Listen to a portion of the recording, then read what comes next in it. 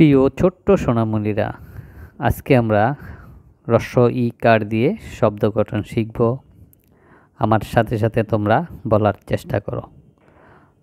এই চিহ্নটির নাম হচ্ছে ইকার। এটাকে আমরা বলি হ্রস্ব ইকার। হ্রস্ব ইকার দেখতে এরকম। এখন এই হ্রস্ব ইকার দিয়ে আমরা কিছু শব্দ তৈরি করি। প্রথমে আমরা দেখছি এটি হচ্ছে চ যোগ হ্রস্ব ইকার। এই দুটি মিলে কি হয়? দুটি মিলে হবে চয় রস্যিকারে চি।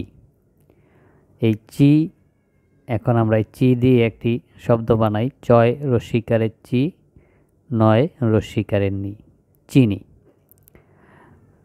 চিনি লিখতে এই রস্যিকারটি লাগে। তারপরে আমরা দেখছি এটার নাম হচ্ছে ল যোগ হ্রস্ব ইকার। লয়ের সাথে হ্রস্ব ইকার মিললে কি হবে? লয় রস্যিকারে লি। এখন আমরা এই লি দিয়ে একটি শব্দ তৈরি করব, যেমন লয় রস্যিকার লি, ক্ষয় রস্যিকার খি, লিখি। আমরা আরও কিছু শব্দ দেখি। এখানে আছে দয় রস্যিকারে দি, দয় রস্যিকারে দি, দিদি। তারপরেরটি হলো চয় রস্যিকারে চি, ঠয় রস্যিকারে ঠি, চিঠি। এখানে দেখছি আমরা র বয় রস্যিকারে বি, র বি।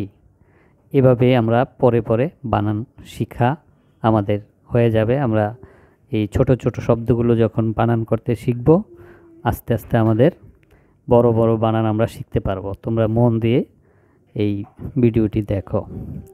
এখানে আমরা ডয়ের সাথে একটি রস্যিকার দেখছি।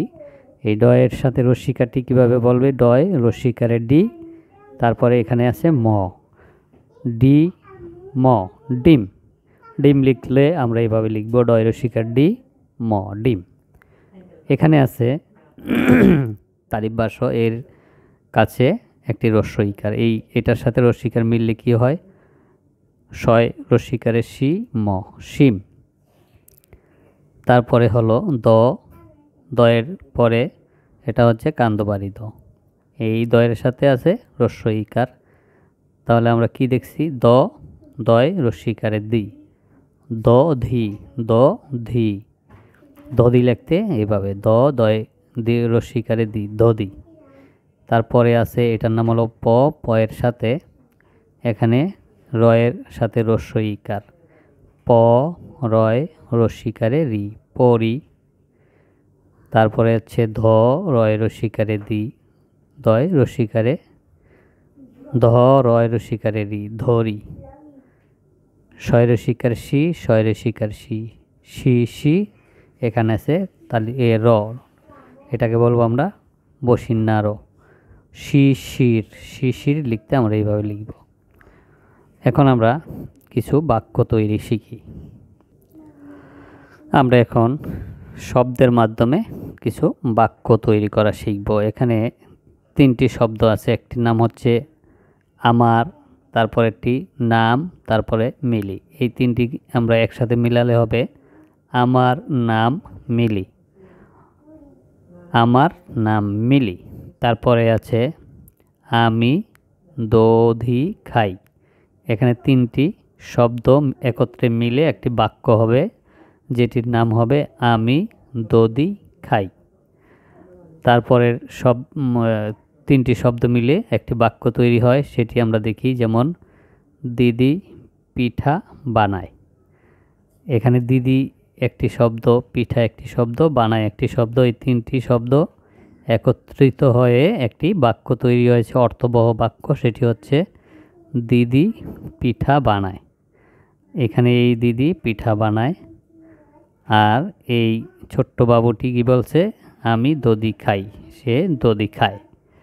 আমরা আরও দুটি ছোট শব্দ বা দুটি শব্দ মিলে যে বাক্য হয় সেটি দেখি। যেমন এটি হচ্ছে চিঠি লিখি। এটি হলো চিঠি। আগেকার দিনে এইরকম মানুষ চিঠি লিখত। তারপরের শব্দটি হলো, দুটি শব্দ মিলেছে, ঘড়ি পড়ি। এই ঘড়ি, আগে অনেকেই হাতে ঘড়ি পরতো, এখন মানুষ খুব একটা ঘড়ি ইউজ করে না। এটা হচ্ছে ঘড়ি, তার মানে ঘড়ি পড়ি। এটিও একটি বাক্য হয়ে গেল। তো এইভাবে আমরা বাক্য তৈরি করা শিখব এবং বানান করে কিভাবে পড়তে হয় জানব। আজকে আমরা ক্লাসটি এখানেই শেষ করছি। পরবর্তী ক্লাসে আমরা দীর্ঘ ইকার নিয়ে আসবো তোমাদের জন্য। দীর্ঘ ইকার দিয়ে কীভাবে বাক্য বা শব্দ তৈরি করতে হয় জানব। সে পর্যন্ত আল্লাহ হাফেজ।